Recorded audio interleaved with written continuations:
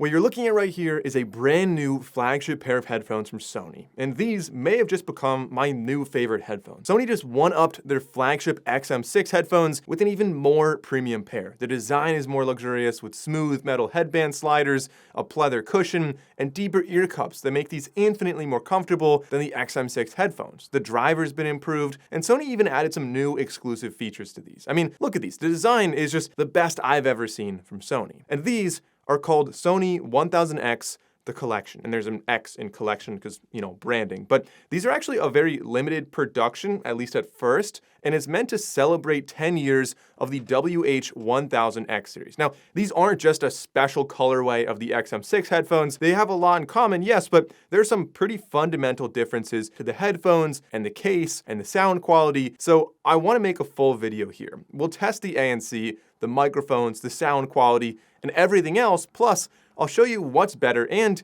interestingly, what's actually worse about these than the XM6s. And of course, full disclosure, this video is not sponsored. No brands have any input on this video. Sony let me borrow these for about a week prior to launch so I could test them and make this video in time for launch, but that doesn't influence my opinion. Like I said, we have pros and plenty of cons to talk about in this video. So let's start off with the design. There are two colorways. There's a black one, as you can see here, and also a white colorway. I think realistically, I'm probably going to try to buy the white colorway once this comes out. It just, the stainless steel and the white leather just look good together, but again, the black looks pretty good here as well. The design overall, I'm really happy with the way it looks. You can see the sliders, stainless steel again. As you pull it out, you have kind of a little gap there. Just looks really elegant, almost like it's floating. And you have this kind of pleather all the way around. It looks like real leather. Feels similar to real leather. It's technically not real leather though, but I think nonetheless, which I don't really mind. You get a really nice thick cushion all the way across the top and around the ear cups. Overall, this is a slimmer design than the XM6s though, by about 5 millimeters,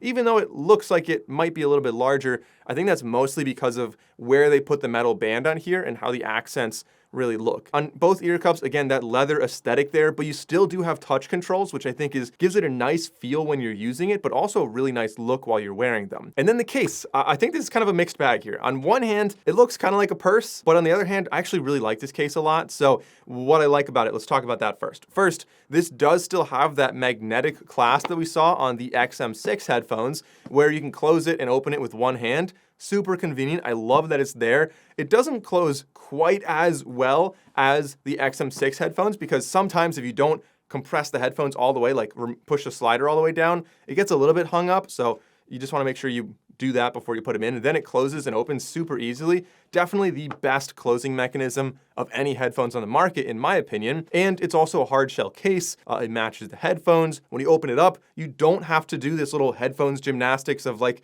do you fold the right or the left in? You just close them and put them in. And I actually really like that. I know some people like folding the headphones first so you have a smaller footprint, but I don't really mind that. And the purse look, although, I don't want to be walking around carrying this like a purse, it kind of is nice. You have a little handle on here so you could clip it onto a backpack, for example. And overall, I think the case did a really good job. The only thing I'm not a huge fan of is when you open it up, you can see the cables kind of just sit in this little pouch, and the pouch is deep enough, but it only really comes with one cable in the box, and I feel like this could be slightly better, in my opinion. Okay, now looking at the headphones themselves, the controls are very similar to the 1000 XM6s. We've got the voice controls where you just say, hey, headphones, turn up the volume or whatever. And it has like 20 or something different voice controls that you can use to manage your audio and your ANC levels and things like that. We also have tap controls. So on that ear cup, you can tap, single tap, double tap, triple tap. We have swipe controls, which again, some of the best in the industry, swiping up and down for volume, forward and back for playback controls. And you can also cup the right ear to essentially duck your audio, so it turns your music down, turns on transparency, you hear your surroundings. This is a feature that I'm surprised no other headphones have copied. Sony's been doing it on the 1000X series for a pretty long time. I use it all the time if I'm on a flight or a train and they're announcing something. You don't want to just take your headphones off, you just do that. It's just such a clean way of doing things. We also have buttons on the left side, so instead of 2 buttons, as we saw on the XM6s, we now have 3. So you have one for power and for Bluetooth, you have one to toggle between ANC and transparency modes, and the other one is really interesting. It toggles between some different features that I'll show you later on in the video. As far as fit and comfort go, these are way, way, way better than the 1000 XM6 headphones.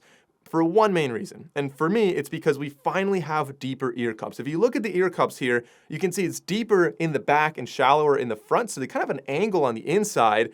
And I find that putting them on, my ear never touches the inside there. It's incredibly comfortable. These are definitely heavier, so as far as all the headphones go on the market, I would say these are significantly better than the XM6s, but still not quite as good as the Bose Quiet Comfort headphones in terms of comfort, mainly because these are going to be a little bit heavier, and my ears do still get a little bit hot, honestly, but I can wear them for several hours before it becomes a problem. And even though these are much heavier than the XM6s, you would hardly know it when you're wearing them, mainly because it has a gentler clamp and the foam and the leather kind of push evenly and distribute the weight all the way around. It also has sort of like an exoskeleton on the top where the band is on the outside, so you have as much cushion as possible on the headband to distribute that weight evenly. And I think they did a really good job of that. These are 17% wider or 17% thicker of a headband compared to the XM6s. So comfort, absolutely 2 thumbs up.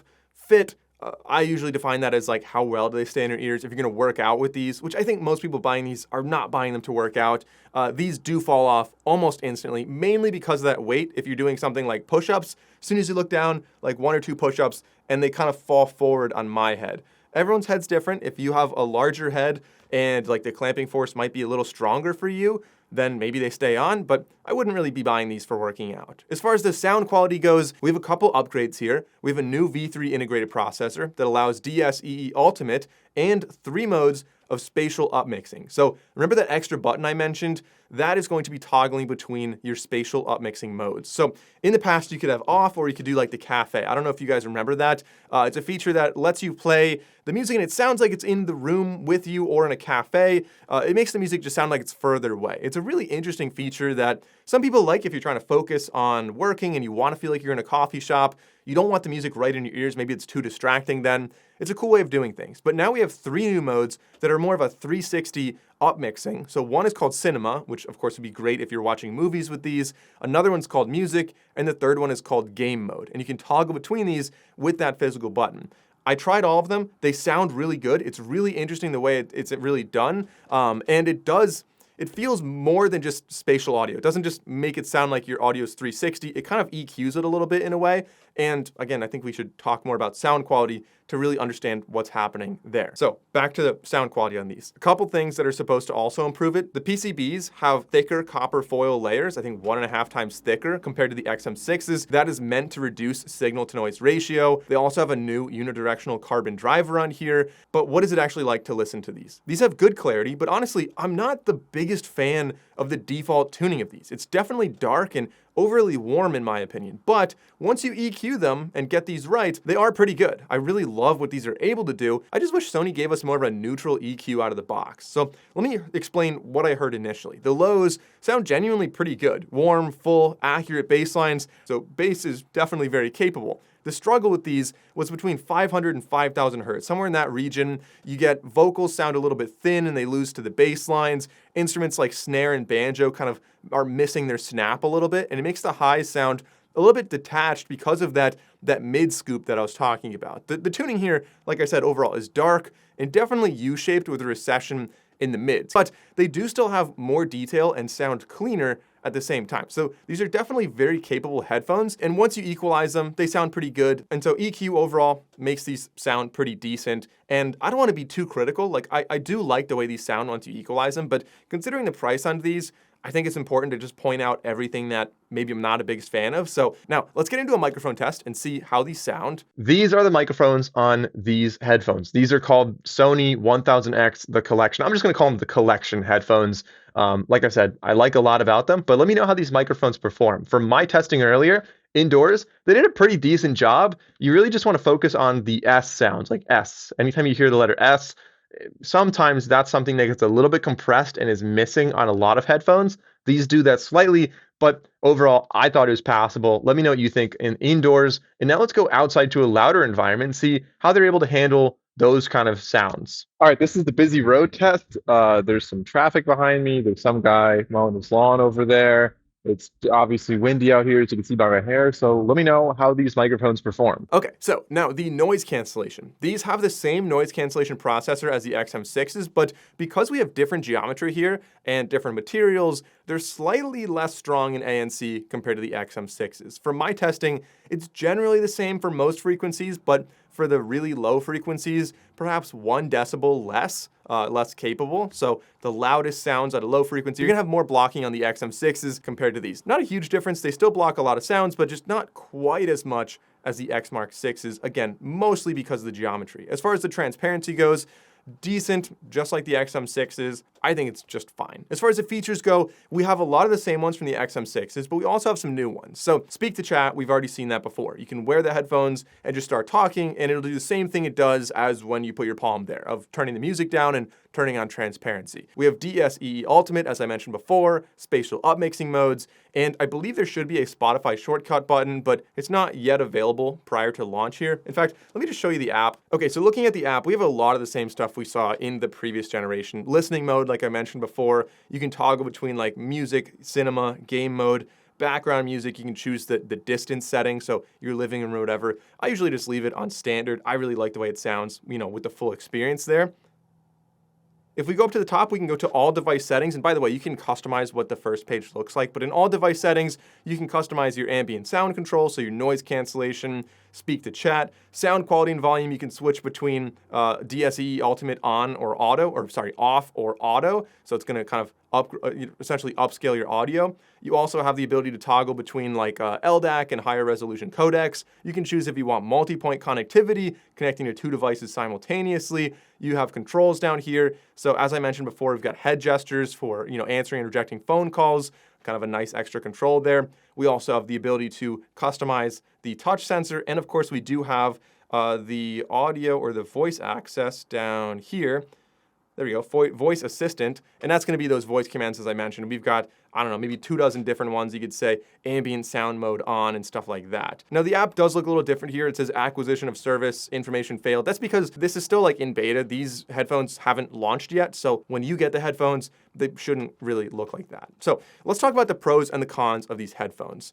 Overall, pros, far superior comfort, much better design, and also maintaining pretty much everything we really liked about the XM6s. The sound quality, I think, is more capable than the XM6s, and overall, just a huge step up. But not everything is perfect with these headphones. There are some downsides. One is that I totally understand these are like a premium kind of collectible style pair of headphones. They're more expensive. They're $649. I'll have a link down below. If you guys want to support the channel, you can go through that link. It costs you nothing extra, and you're able to buy directly from Sony. Additionally, these still don't have USB Type-C playback. They're heavier. They're 320 grams versus 253 grams. Honestly, I know that's entirely because of the new geometry and the stainless steel, so I don't really chalk that up as a downside at all. It doesn't feel like that when you're wearing them. But one last downside is that the battery is slightly weaker. You're looking at 24 hours versus 30 hours. But overall, these headphones. So I really need to review these in 2 ways. First, as a Sony super fan, should you buy it? Yeah, absolutely. These are instantly like iconic for Sony. The design is more premium. They genuinely fix one of my biggest complaints about the XM6s, being the ear cup depth. 2 thumbs up from that perspective. These are awesome headphones. For anyone else, should you buy these? Well, if you like the design, if you like the XM6s but hate the comfort issues, and if money's no object, then yeah, absolutely buy these. These are really incredible headphones. But if you're simply in the market for the best Bluetooth headphones, consider watching my comparison video. These would do quite well in that competition. They would slip up a bit with slightly weaker ANC, a higher price tag, and a less secure fit. But like I said, they would gain favor for better design and superior comfort. So if you want to see that video, I'll link that right here. You can click and watch that one next. Full comparison between some of the best headphones on the market. Thanks for watching, guys, and I'll see you over there.